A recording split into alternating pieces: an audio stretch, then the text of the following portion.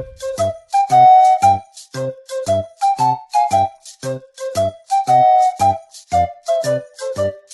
mga Mars, welcome back to my channel, Karen Scoop Station here. Magbibigay lang ako ng aking opinion doon sa latest upload ni Daddy Frankie yesterday na may title na Ate Ansing ayaw pumirma sa kontrata tungkol sa bahay ni Kuya Oliver. Meron kasing pinagawa si Daddy Frankie. Siyempre, kumonsulta sila sa attorney. At yun, nakagawa sila ng agreement. Ito ay isang usufructuary. Ang ibig sabihin sa word na usufructuary ay karapatan na pakinabangan o gamitin ang ari-arian ng iba habang pinapanatili ang porma at kabuuan nito.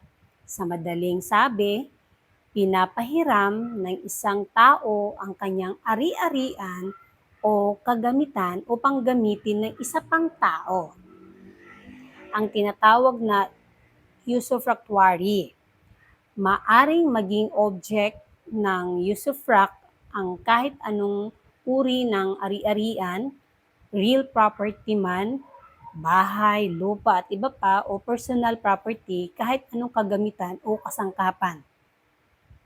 Ang pagpapahiram ng mga ito ay maaaring libre o may bayad.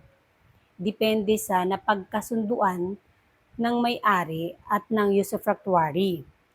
Sa usufruct, magkakaroon ng karapatan ang usufructuary na gamitin ang bagay na paksa ng usufruct at kunin ang mga magiging bunga nito at kung mayroon man.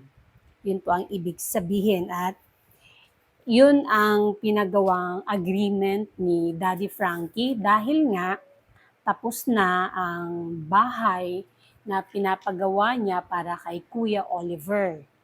So, magkakaroon sila ng house blessing. Pero bago nga daw maganap ang house blessing, ay gusto niya na mapirmahan yung agreement na yon sa mga kapatid ni Kuya Oliver, like Hansing, tsaka yung isa niyang kapatid na si JJ, at iba pang kapatid na hindi nakikita sa video. Ngayon, si Nanay Ansing ay ayaw po niya munang pumirma. Kasi gusto din niya kausapin ang kanyang mga kapatid. At sabi nga ni Ansing, may point din naman si Nanay Ansing na dapat isipin nila si Oliver. Diba? Kaya lang naman kasi, aside nga dun sa binasa ko kung anong ibig sabihin ng usufructuary, yun nga ay pag pinirmahan na nila yon, hindi nila pwedeng gamitin or kunin yon kung anumang kagamitan na nandoon sa pamamahay ni Kuya Oliver. Kung tutuusin, madali lang naman yun kung wala ka naman talagang habol. Pirmahan nyo, walang problema. Di ba? Pwede rin naman kayong gumamit dun sa bahay ni Oliver. Pwede kayong magstay pero hindi nyo pwedeng angkinin kasi nakalagay doon na kay Oliver yon. At saka yung lupa naman na pinagtitirikan ng bahay ni Oliver, sa alam ko ay lupa ng kanyang mga magulang. At ayun, hanggat hindi nga napipirmahan ang kasunduan, walang house blessing na magagawa na sana nga ay pirmahan na at makalipat na si Oliver sa kanyang munting bahay.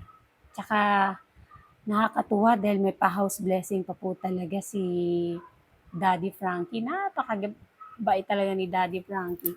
Pero meron din akong video na napanood dahil nga si Nanay Ansing ay palaging nagpaparinig doon sa nagdala ng mga kagamitan, isang truck na dinala ang mga kagamitan doon kay Oliver, nagpaparinig siya, ang ganda ng lamesa, ang ganda ng mga ganito, etc., etc.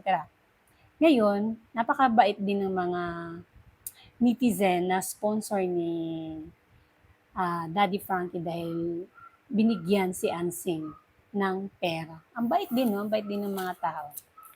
Siyempre, tao lang, naiingit din talaga si Ansing kasi siguro nakikita niya bago gamit ng kapatid niya.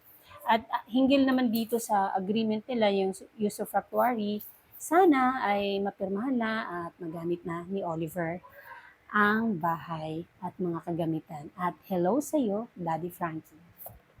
And that's it, mga Mars. Thank you for watching this video. Please like, comment, share, and subscribe for more scoops. Bye!